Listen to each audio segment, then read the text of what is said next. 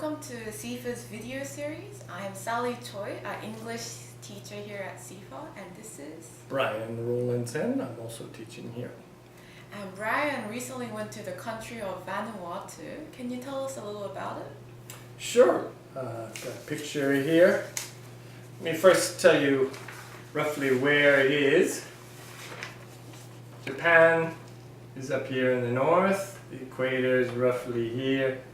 Vanuatu is down here in the southern hemisphere.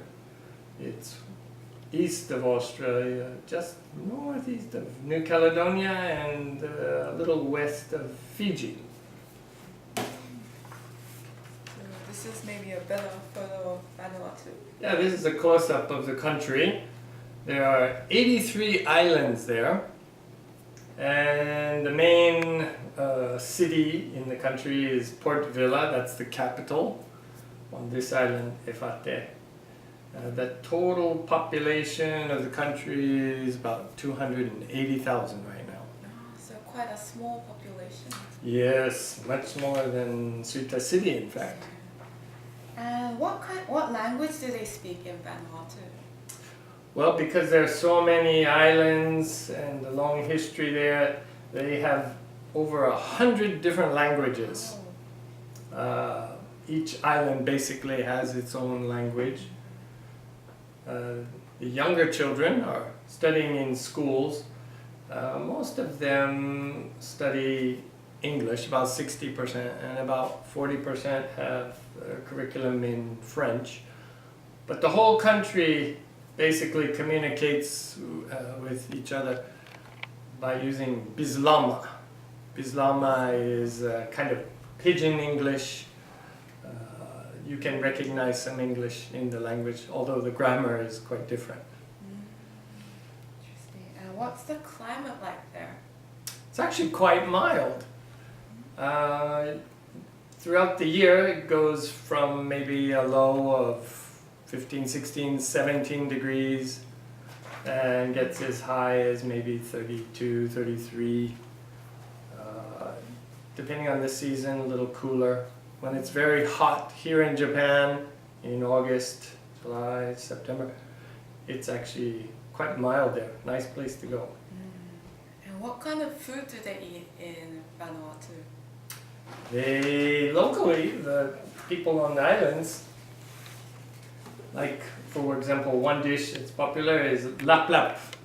Lap lap. Yeah, this is made from crushing up the taro or cassava root plants and making it into a liquid kind of form, pouring some coconut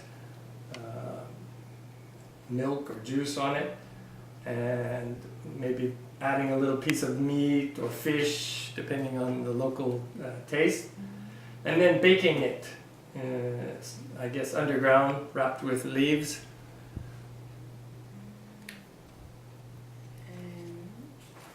There's another picture here.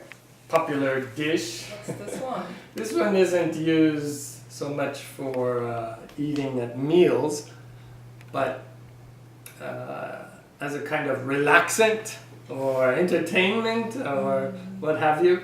At the end of the day, some of the local people like to drink what's called Kava. Kava. Yeah. Kava, this is the Kava plant, which is actually part of the pepper family. And they take the roots from this plant, crush them up, grind it, grate it, and squeeze the liquid out and make a drink look something like this. After taking a few sips there, they tend to clear out the mouth, so it probably doesn't have the best aftertaste. And after several drinks, I guess they feel quite calm, is the explanation I hear from most of them.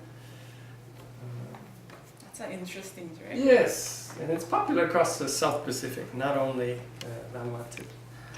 And what kind of clothing do they wear in Vanuatu? Well, if you go to the outer islands, they wear pretty much a minimum of clothing because the climate is so comfortable. You can see some people in the background here, some of the men.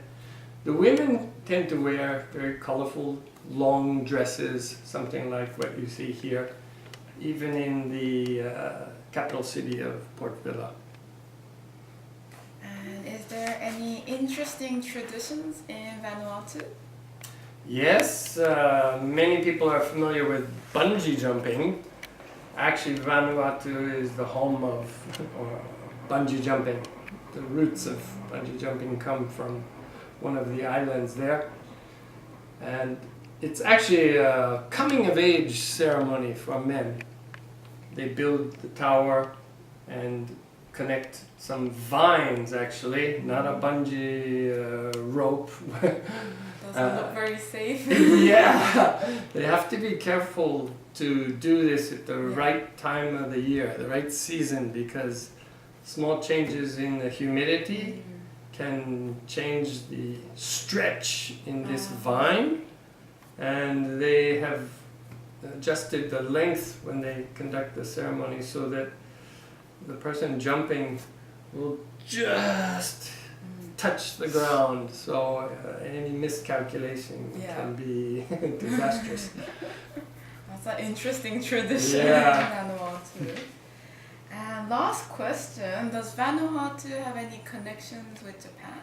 Actually it does, and I think many people in Japan don't realize some of the connections. I think the government has provided actually a lot of aid to the country. I've met JICA workers on 2 different occasions while traveling there. And the airport itself, when you come into the country, was built with Japan's help. Japan's government aid has put up this airport. As well as this newly completed hospital. This was only completed a little more than a year ago. Unfortunately, they had a big cyclone in March of 2015, and a little bit of damage was done to the building just after it opened, but it has since been repaired and back to normal.